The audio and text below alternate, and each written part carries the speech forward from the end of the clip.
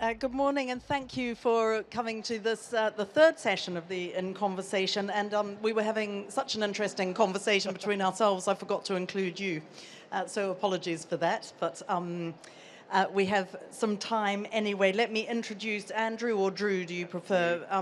Van Doorn, who is Chief Executive of the Housing Associations Charitable Trust and is also a non-executive director at Hertfordshire Partnership University Trust. Now, Andrew has worked extensively in the field of housing and health, supporting providers and commissioners to develop new collaborations and community-based solutions that improve health and housing incomes. And actually that is a theme that has so far been running through this In Conversation zone. So welcome and thank you for your time. We were talking about how you balance the requirements of less funding, more need, and what the landscape is looking like right now. Yes, and I think that's an ongoing challenge for any organisation, whether you're an NHS trust, a GP provider, a housing association, a housing support organisations. I think the conversations that I hear a lot at the moment is that we've never really had it so tough. And I think that's that kind of background of everything feeling really hard actually starts to drive a set of behaviours. But for me, I think in that question is, what do we need to do differently? How do we move away from this kind of transactional relationships that we have with each other to something which is more transformational? Because actually we've got to do that, but we can't do that immediately. But we need to think into the long term about what are the steps we take to be more transformational. I love it. He's asking his own question, so I'll just let him go with this. Yeah. What are those steps? Well, I think first of all, it's a commitment to the medium to long term. I think getting your head out of the today is really important, and actually maybe things like this, events like this, where you actually are being encouraged to think and hear and listen and explore differently are really important. Does the political cycle allow you to do that? It does and it doesn't. So I've worked in housing and I've worked in health for 30 odd years. I've seen colours of governments come and go at both national level and at local level. And there's always nuance, there's always different policy, there's different incentives. But really, and particularly for housing organisations, you're providing homes to people that are going to be living in their homes for 30, 40, 50, 60 years. Many of the homes that people live in today were built 100 odd years ago. So when you start to look at those kinds of timescales, the question you can explore is, what do we do differently? What might we do in 5 or 10 years' time that will start to really resolve some of the issues around poverty in our communities or poor housing? Because it will take that long. Just describe for me, I think, just to go back to the beginning in a way, is what you actually do. What is it you're here for? So for me and for my organisation, it's actually about enabling people to live in communities that thrive. Now, that's a set of words, is a mission, but really what does that mean is, for me, it's an anti-poverty mission. We at HACT, what we do is that we work with social landlords, we work with partners in the NHS and partners in other sectors as well, to find the space for collaboration. Because what we know is that no one organisation or any one sector has all of the answers, all of the skills, all of the expertise, all of the resources. So when we bring people together to think differently together about outcomes for people and communities, it's in that space where innovation happens.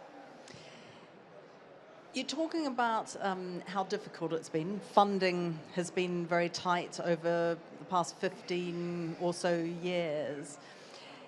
Is there a way of transformation within the service that can deal with restricted funding? You can still push through with it. You can still be innovative, but recognizing that whichever hue of government, you're not likely to get any big cash sum. Yes, there are lots of things you do. I'll give you one example. So I think I started my career 30 odd years ago in homelessness. in direct access, taking people off the street into temporary accommodation.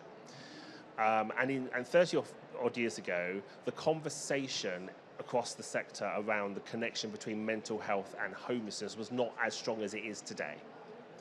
And one thing I learned immediately was that actually I was dealing with trauma. I was dealing with people who had experienced significant trauma. Now, come forward 30 odd years and look at the role of what's happening in the mental health sector, what's happening in supported housing. That trauma-informed care approach is really beginning to take some hold. It's still not mainstream, but it's beginning to take some hold. So that's actually a change in understanding and a change in practice. None of that needs masses of resources to be able to do. It takes leadership, and it takes bravery for people to do things in a different way and to understand what is trauma-informed care, how do you work with people that doesn't really trigger them. So that's a really good example of things that can really change. When we see trauma-informed care being implemented, we see some dramatic changes in how people are supported, their outcomes, their housing stability, their health and social care stability. And yeah, that's just one example of something we can change without there needing to be a massive injection of resources. Can you paint a picture for me? Give me an example. I'll give you an example.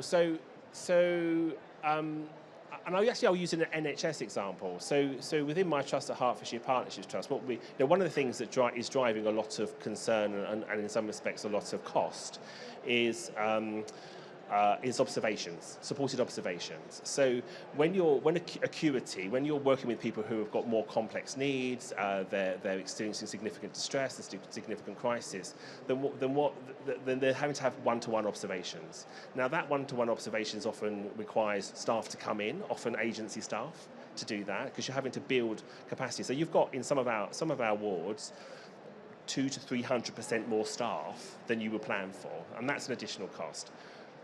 So we've been piloting in some of the more trauma-informed care approaches, and that's reduced observations dramatically, just by working with people in a different way and understanding the importance of past trauma and actually experiences of their current lives as a result of that, to work differently. So you're working with those things that are actually creating the distress in their past, and what you're doing is you're not working in a way which constantly triggers them.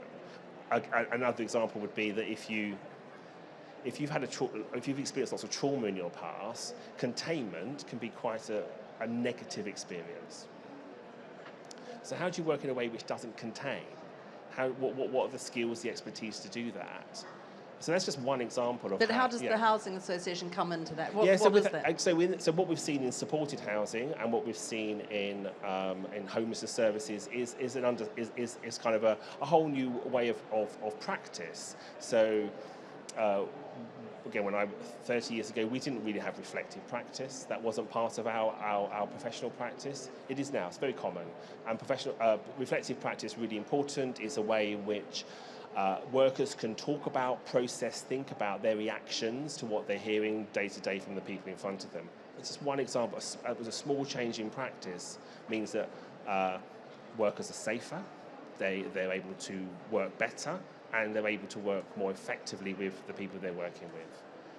And there's lots of examples of other therapeutic models like relational security. That's kind of like looking at micro changes for people and being and observing those and working with those to see what that actually means for the person. So I think there has been a lot of change, and there's more to do.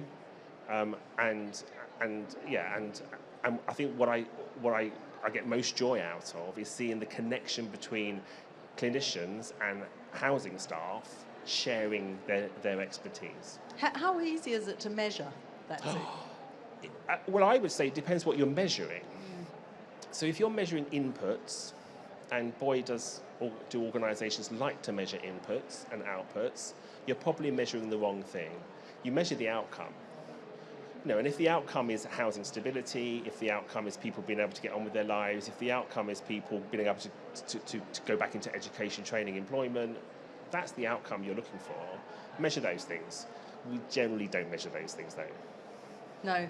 I've just been wondering, and we were talking about this before, how the integrated care systems have helped. Has that moved the conversation forward? Has actually, in practical terms, meant things have become easier? It's mixed. So I think there isn't. When you go around the country and you engage with the 42 different integrated care systems, it's a mixed bag about where we see integration with housing. So we see some integrated care systems really bring in housing colleagues, housing expertise, housing providers, as well as local government, because people often forget that local government is the minor provider of social housing in the country. It's mostly housing associations. We see a real appetite to think differently about that integrated landscape. In other areas, they're a little bit further behind. So, I think what anyone here in an ICS can take away is that there are some really great examples out there. We've been doing some great work in Sussex. We've done some really good work in the Black Country.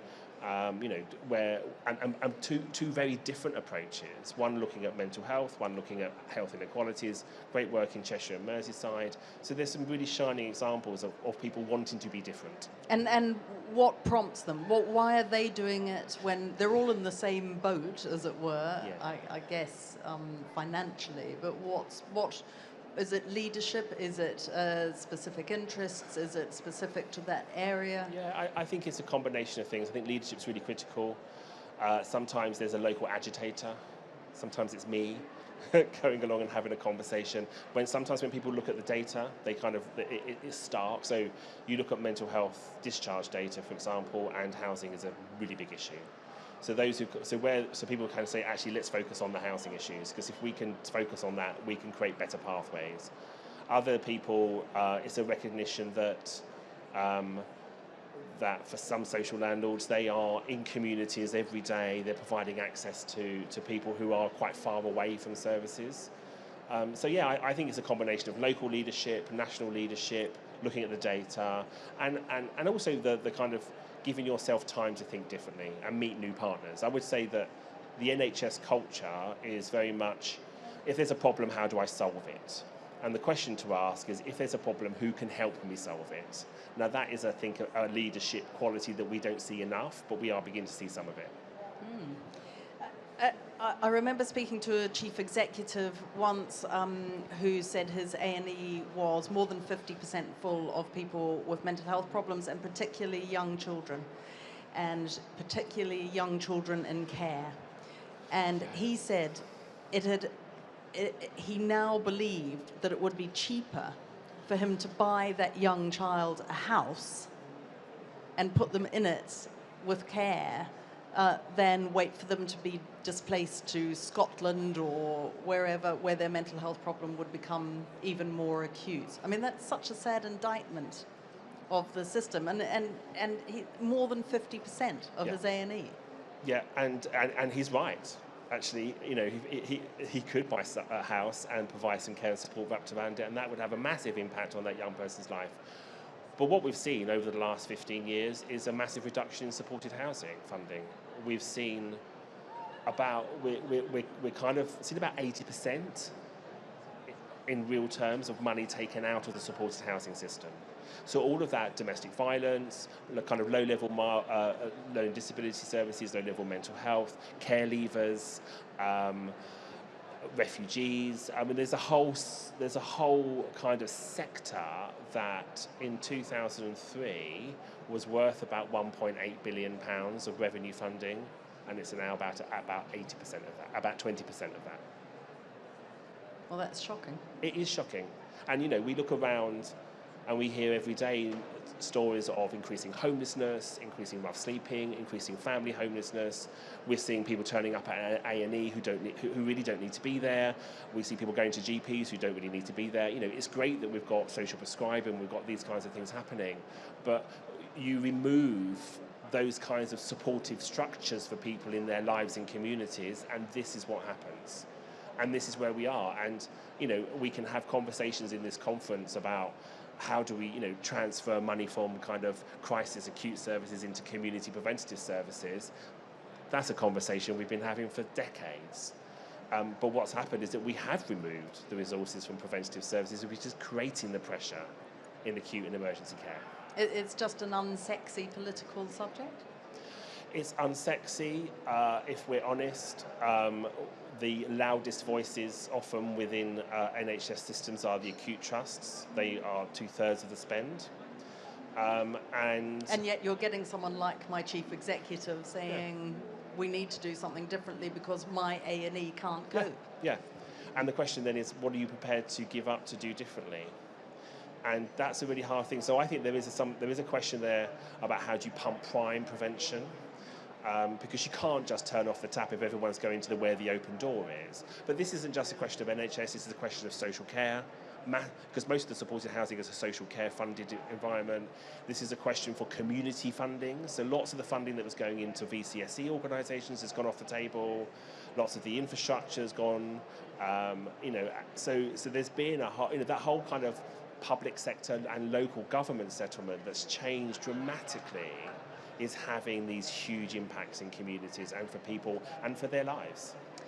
We were talking to you earlier about, I told you we had this conversation before we even started, but I was wondering about even the local planning laws, and you were talking about rural areas versus urban areas. How do they need to change, or how are they hampering you? You're rolling your eyes. Oh, well, it's an interesting one, because we have a housing crisis. And if anyone comes to you and ever says, I've got this idea of how we're going to solve the housing crisis, I will say, you're lying. Your idea might be really fabulous, but actually there's multiple issues that are going on, that have been going on over a long, long time. So there isn't one solution. There's got to be a lot of different solutions, and some of them are going to be really unpalatable. But from a planning perspective, and it's interesting that you hear lots of different political parties saying we're going to reform planning, but actually the biggest issue in planning is the resources that local authorities have to do planning. Because if you don't have the resources and the people to do planning, then it all gets clogged. And that's just one of the many issues in the planning environment. If the issues of housing here in Greater Manchester are going to be completely different for Cornwall, Devon, or for North Cumbria or wherever. So it's about trying to really, I think a little bit differently, more creatively, and a little bit more political bravery around housing. I've been looking at the manifestos as they come out, and I would say that if any political party only puts forward a demand solution to housing and housing affordability, then they've completely missed the point. Because we fundamentally need more supply, and we need dramatically more supply than we are doing at the moment, of all kinds of housing, but particularly affordable housing and social housing. It's really not tenable that people are people are paying 10 times their salary for mortgages. So giving them a little subsidy for mortgage product, that's not going to deal with what we have. And most people, or many people, particularly people who are more vulnerable, mental ill health, they're not aspiring to home ownership. They just like to have a home they can afford in a place that they call their home. Well, I was thinking about your particular interest too in learning disabilities and autism. So that's an entirely different discussion, completely. And I know from my own sister-in-law who has a severe learning disability and lives very happily in sheltered housing, but is always vulnerable to the changing funding regimes and we're always watching just in case it all collapses. Yeah, and it's interesting. There's been a huge amount of focus and work on the Transforming Care programme, Becoming the Better Lives programme. There's a whole range of kind of rebranding of basically the same thing, which is how do we help people with learning disabilities and autism to get out of very expensive inpatient care, which actually is not really helping them. It's just containing them into a kind of a community environment where actually many people in community environments, their care demands actually reduce over time. And I think that what we see in that space is, particularly from a housing perspective, is that the housing question is just too late. So lots of work is done in thinking about discharge, thinking about when, what care packages do people need, and then they go, we need a home. Who's going to help us there? And I think there's if you need, we kind of know who these people are. They're in our system. They've been there for a long time. We can plan much earlier with regards to their housing needs, and start to deal with that, because the long-term cost base of that is so much lower than what we are currently spending for most people, not for everybody. But then the other But that comes back to the intersection of the services, doesn't it? Yeah. Which seems to be in some ways the critical and most vulnerable point of all this? Yeah, yeah, and also who funds what? That's a really interesting question, isn't it? Because, there's you've got kind of different bits of the public sector all kind of jostling around, trying with their own budgets, not really thinking how they come together. And I'm not going to say a total place approach is always going to be the answer, but we've got to break down some of those funding barriers that we put up, and think differently about how we're spending money. And actually, and think about actually. It may well be that we invest here to get savings somewhere else, but actually this is all taxpayers' money. This is all the public purse. And maybe just be a little bit less protectionist around some of those budgets. Yeah, but in a landscape of ever competing priorities, how often do you get in the room, as it were, in government terms? Personally, my organisation is not a matter. We're not the trade body for housing. There is the National Housing Federation that does that, so we kind of feed their work quite a bit. We sometimes get in the room. We often get asked, have we got case studies? Can we create the economic case? And we've done lots of work around the economic case for improving housing for mental health. But what we also know is that sometimes those economic cases fall on deaf ears when Treasury gets involved. And I don't think we need any more evidence to make the economic case for investing in supported housing. The question is, when are we going to do it? Not, do we need to do it? Yes, we do. And the economics stack up. It's a political choice by different governments to not invest in social care and in supported housing in the way that they should. We do have time for questions. If anybody has a question they'd like to ask, there's one here. Here comes a microphone. Hang on. If you could say where you're from and who you are, that would be very helpful. Thank you. So me and Maya have come from the Black Country, so we work in patient flow there. So we was really interested to hear about when you was on about, like the homeless and the work that you've done within the Black Country, because we have had a lot taken off us from what we used to have, certain homeless services and stuff like that. And I've got another question. Is that okay? I'll answer that one first. Yeah. So about a few years ago, we were working with Taps, who is he's actually on the session with me later at 2:00, and he's the director responsible for health inequalities, and we're creating a housing network working with health around health inequalities, and that was very much taking some of the work that was started in Walsall. And kind of extending it to Sandwell and Dudley and Wolverhampton. But also what it was trying to do was actually bring together the housing providers across the Black Country who are all already investing lots of money in communities to think about how do they do that to actually reduce health inequalities. So there's work on health champions, there's work on supporting social housing tenants into NHS jobs, and there's work, and there's other work going on. So this is about creating that environment where different partners can have a conversation together, and also work out, which is often the reality, that they've got shared ambition between what health needs to achieve and what housing needs to achieve. 2:00 is the housing session. Taps is speaking about his work. Yeah, but there's something else happening here at 2:00 as well, so just ignore that. Yeah, so just saying, yeah. It's not a competition. Yeah, it is. You had another question. Yeah, and then you did mention about, obviously, the Transforming Care partnerships. Now, we kind of get a lot of that within our trust, like CTR, LEAPS and stuff like that. But because predominantly, obviously, sometimes we've got a brilliant TCP team, it's amazing, but then sometimes it can just be predominantly mental health.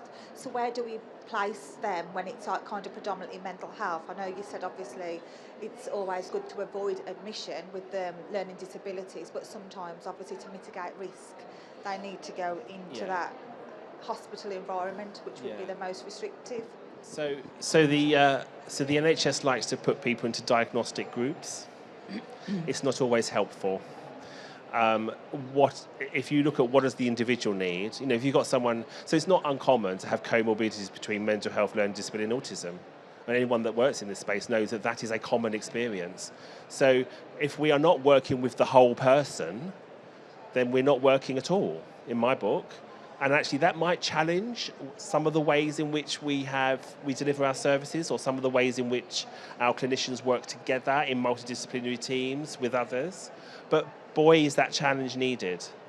Because actually, if you look at the Transforming Care Building Better Lives programme, we're not making as much inroads into what's needed as we could be, and perhaps what we should be doing if we were to really think in a more integrated way. I think that's an understatement, actually. I was being polite. Yeah, you don't need to be polite at my in conversation sessions. Yeah. just don't swear, maybe.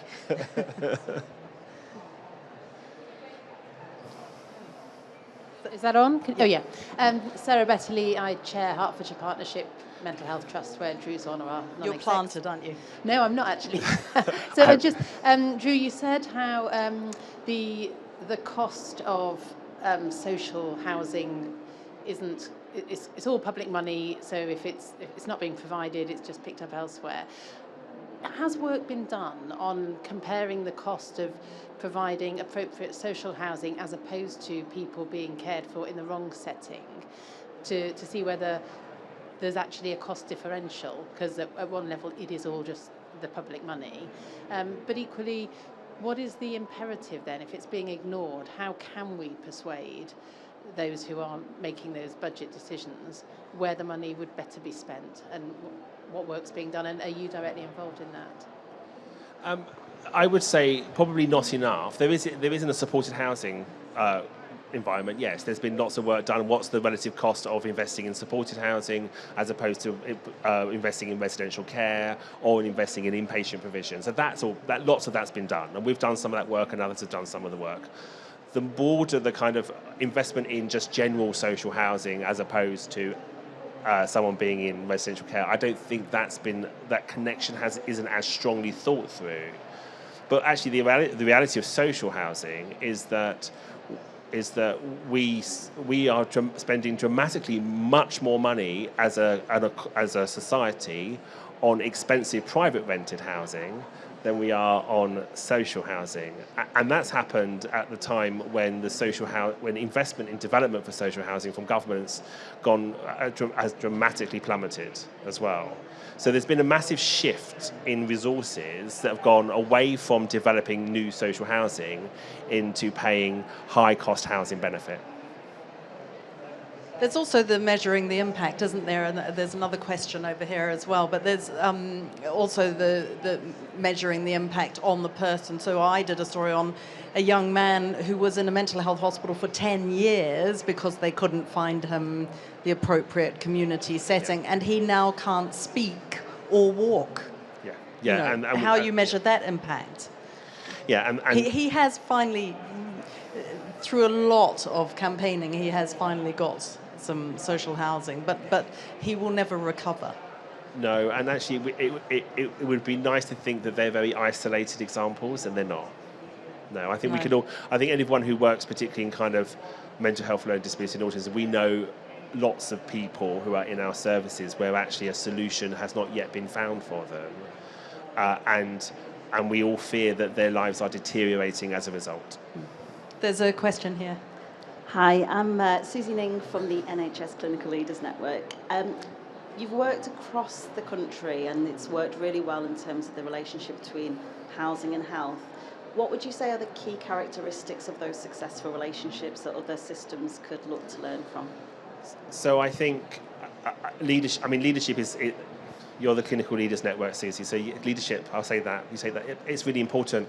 But I think also what I find is what's the unblocker is understanding. It's when different groups of people come together and understand the other group and really understand them properly. So we do lots of work with housing professionals and housing associations in helping to understand the NHS.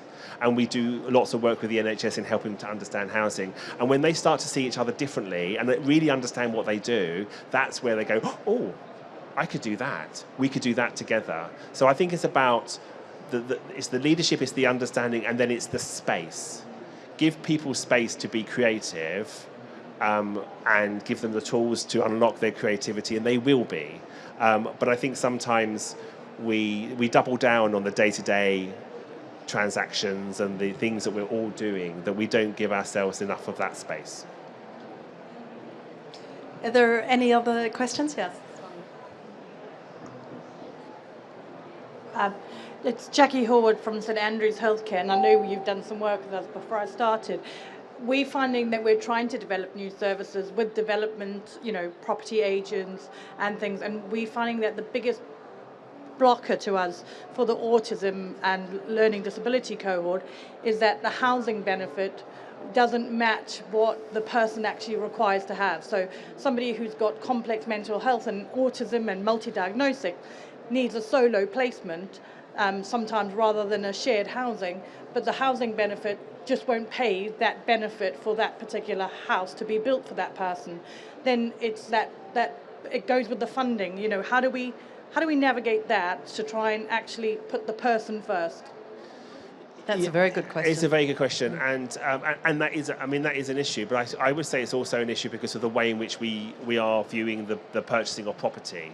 So actually, if we were to do that through with social housing organisations and use their development capacity and to incentivise them to do it, the housing benefit cost comes down dramatically. Because if you're just going out and using private equity, which is often what is happening, to buy homes, then what you're doing is that you're actually buying them at a normal market rate. And most social housing is, if the capital is subsidised, it's a sub-market rate. You're buying at a normal market rate with other people to get their return, and you're just stacking up the cost from a capital perspective. Now the issue is that the capital grants that government puts into play for social housing, for specialist housing, other than for older people, are just almost zero. So in London, not a single penny has been spent from the capital funding for mental health in London in the last few years. Not a single penny. Now, there's lots of reasons why that's the case. But if we can't unlock capital subsidy for specialist housing, then we're going to end up where you are, which is trying to find expensive private bought housing and housing benefit kind of questioning that. The other thing I would say is that it is still cheaper to the public purse overall to go the route that you wanted to go than it is to keep people in inpatient provision. But one is money held by the NHS, the other is money held by DWP, which is administered through local government, and local government holds the risk of housing benefit if DWP doesn't agree that the rate is the right rate. And that's another discussion about integrating care systems across government and into each department. Yeah. Thank you, that was very interesting. We've run out of time. In fact, we're over time. So can I just say thank you so much. That was a fascinating discussion. And obviously, you will need to go to the 2:00 session and hear some more. But could you please thank Drew for his time now? Thank you.